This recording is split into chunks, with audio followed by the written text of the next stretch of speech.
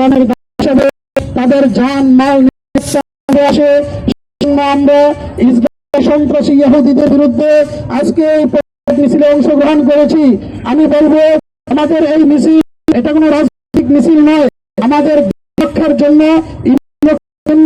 মুসলিমের বাঁচার জন্য, মুসলিমের পক্ষে আমাদের এই প্রতিবাদ মিছিল। এই জন্য আমি কয়েকটি কথা সংক্ষেপে বলছি। আমাদের এক নম্বর, আলা তুকাতিলুনা কওমান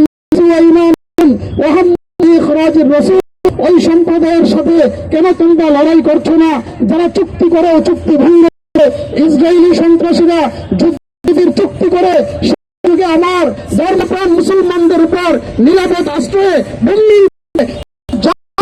সব কিছুকে ধুলার সাথে মিশিয়ে দিয়েছে। এই জন্য এখন জিহাদ ফরজ আর